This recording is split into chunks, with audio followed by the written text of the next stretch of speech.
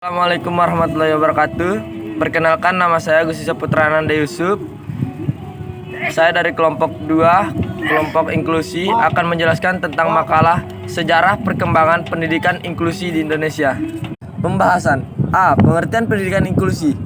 Istilah pendidikan inklusi atau inklusif mulai muncul sejak tahun 1990 ketika Konferensi Dunia tentang Pendidikan untuk Semua yang diteruskan dengan pernyataan Salamanca tentang pendidikan inklusif pada tahun 1994.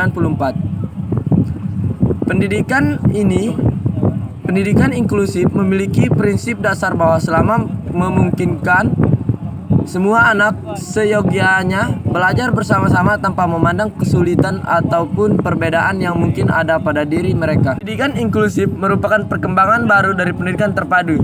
Pada sekolah inklusif, setiap anak sesuai dengan kebutuhan khususnya. Semua diusahakan dapat dilayani secara optimal dengan melakukan berbagai modifikasi dan atau penyesuaian, mulai dari kurikulum, sarana prasarana, tenaga pendidikan, dan kependidikan, sistem pembelajaran sampai pada sistem penilaiannya. Dengan kata lain, pendidikan inklusif mensyaratkan pihak sekolah yang harus menyesuaikan dengan tuntutan kebutuhan individu peserta didik, bukan peserta didik yang menyesuaikan dengan sistem persekolahan. B. Latar belakang pendidikan inklusi di Indonesia. Berdasarkan Undang-Undang Dasar 1945, Pasal 31 Ayat 1 dan Undang-Undang Nomor 20 Tahun 2003 tentang Sistem Pendidikan Nasional, dapat disimpulkan bahwa negara memberikan jaminan sepenuhnya kepada anak berkebutuhan khusus untuk memperoleh layanan pendidikan yang bermutu. Hal ini menunjukkan bahwa anak berkebutuhan khusus berhak pula memperoleh kesempatan yang sama dengan anak lainnya dalam pendidikan. Selama ini, layanan pendidikan bagi anak berkebutuhan khusus di Indonesia disediakan melalui 3 macam lembaga pendidikan, yaitu sekolah luar biasa atau disebut SLB, sekolah dasar luar biasa yang disebut SDLB, dan pendidikan terpadu SLB sebagai lembaga pendidikan khusus tertua, menampung anak dengan jenis kelainan yang sama, sehingga ada SLB untuk anak dengan hambatan penglihatan. Umumnya, lokasi SLB berada di ibu kota kabupaten.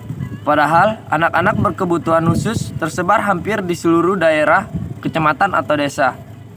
Tidak hanya di ibu kota kabupaten. Akibatnya sebagian dari mereka, terutama yang kemampuan ekonomi orang tuanya lemah, terpaksa tidak disekolahkan karena lokasi SLB jauh dari rumah. Sementara kalau akan disekolahkan di SD terdekat, sekolah tersebut tidak bersedia menerima karena merasa tidak mampu melayaninya. Undang Republik Indonesia Nomor 20 Tahun 2003 tentang Sistem Pendidikan Nasional memberikan warna lain dalam penyediaan pendidikan bagi anak berkebutuhan khusus. Pada penjelasan Pasal 15 tentang pendidikan khusus disebutkan bahwa pendidikan khusus merupakan pendidikan untuk peserta didik yang berkelainan atau peserta didik yang memiliki kecerdasan luar biasa. Pasal inilah yang memungkinkan terobosan bentuk pelayanan pendidikan bagi anak berkelainan berupa penyelenggaraan pendidikan inklusi secara lebih operasional. Hal ini diperkuat dengan peraturan pemerintah tentang pendidikan khusus dan pendidikan layanan khusus. Dengan demikian, pelayanan pendidikan bagi anak berkebutuhan khusus atau ABK tidak lagi hanya di SLB, tetapi terbuka di setiap satuan dan jenjang pendidikan, baik sekolah luar biasa maupun sekolah reguler atau umum. Untuk mensukseskan wajib belajar pendidikan dasar, dipandang perlu meningkatkan perhatian terhadap anak berkebutuhan khusus, baik yang telah memasuki sekolah reguler atau SD tetapi belum mendapatkan pelayanan pendidikan khusus, maupun yang belum mengenyam pendidikan sama sekali karena tidak diterima di SD terdekat atau karena lokasi SLB jauh dari tempat domisilinya. Pembekalan ini perlu diwujudkan dalam mata kuliah pendidikan inklusif atau pendidikan anak berkebutuhan khusus. Assalamualaikum warahmatullahi wabarakatuh. Saya akan melanjutkan kesimpulan dan saran. Kesimpulan: Pendidikan inklusif merupakan perkembangan baru dari pendidikan terpadu. Pada sekolah inklusif, setiap anak sesuai dengan kebutuhan khususnya.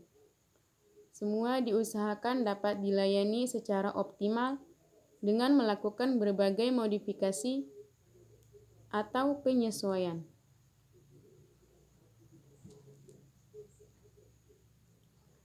Mulai dari kurikulum, sarana prasarana, tenaga pendidik dan kependidikan. Sistem pembelajaran sampai pada sistem penilaian. Dengan kata lain, pendidikan inklusif mensyaratkan pihak sekolah yang harus menyesuaikan dengan tuntutan kebutuhan individu peserta didik. Bukan peserta didik yang menyesuaikan dengan sistem persekolahan. Keuntungan dari pendidikan inklusif, anak kebutuhan khusus maupun anak biasa dapat saling berinteraksi secara wajar sesuai dengan tuntutan kehidupan sehari-hari di masyarakat. Konsekuensi penyelenggaraan pendidikan inklusif adalah pihak sekolah dituntut melakukan berbagai perubahan, mulai cara pandang, sikap, sampai pada proses pendidikan yang berorientasi pada kebutuhan individual tanpa diskriminasi. Saran: semoga pendidikan inklusif dapat diselenggarakan di Indonesia secara menyeluruh dan pelaksanaannya dapat berjalan dengan optimal sesuai dengan landasan-landasan penyelenggaraan pendidikan inklusif. Dengan adanya pendidikan inklusif diharapkan tidak ada lagi diskriminasi dalam dunia pendidikan. Terima kasih. Lebih dan kurangnya kami mohon maaf. Wabillahi taufik wal hidayah. Wassalamualaikum warahmatullahi wabarakatuh. Tujuan dan manfaat pendidikan inklusi. Pendidikan inklusi di Indonesia diselenggarakan dengan tujuan A. Memberikan kesempatan yang seluas-luasnya kepada semua anak, termasuk anak berkebutuhan khusus. B. Membantu mempercepat program wajib belajar pendidikan dasar. C. Membantu meningkatkan mutu pendidikan dasar dan menengah dengan menekan angka tinggal kelas dan putus sekolah. D. Menciptakan sistem pendidikan yang menghargai keanekaragaman, tidak diskriminatif, serta ramah terhadap pembelajaran. E. Memenuhi amanat Undang-Undang Dasar 1945. E. Memenuhi amanat Undang-Undang Dasar 1945, khususnya pasal 32 ayat 1 yang berbunyi setiap warga negara wajib mengikuti pendidikan, dan ayat 2 setiap warga negara wajib mengikuti pendidikan dasar dan pemerintah wajib membiayainya. Undang-Undang Nomor 20 2003 tentang Sistem Pendidikan Nasional, khususnya pasal 5 ayat 1 yang berbunyi setiap warga negara mempunyai hak yang sama untuk memperoleh pendidikan yang bermutu. Undang-Undang Nomor 23 Tahun 2002 tentang Perlindungan Anak, khususnya pasal 51 yang berbunyi anak yang menyandang cacat fisik atau mental diberikan kesempatan yang sama dan aksesibilitas untuk memperoleh pendidikan biasa dan pendidikan luar biasa. Dan yang kedua, manfaat pendidikan inklusi, yaitu A. Membangun kesadaran dan konsensus pentingnya pendidikan inklusi sekaligus menghilangkan sikap dan nilai yang diskriminatif. B. Melibatkan dan memberdayakan masyarakat untuk melakukan analisis situasi pendidikan lokasi, mengumpulkan informasi semua anak pada setiap distrik dan mengidentifikasi alasan mengapa mereka tidak sekolah. C. Mengidentifikasi hambatan berkaitan dengan kenalan fisik, sosial, dan masalah lainnya terhadap akses dan pembelajaran.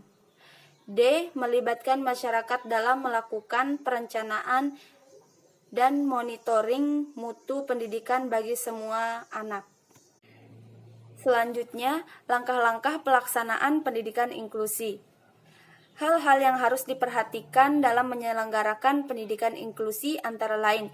Yang pertama, sekolah harus menyediakan kondisi kelas yang hangat, ramah, menerima keanekaragaman dan menghargai perbedaan.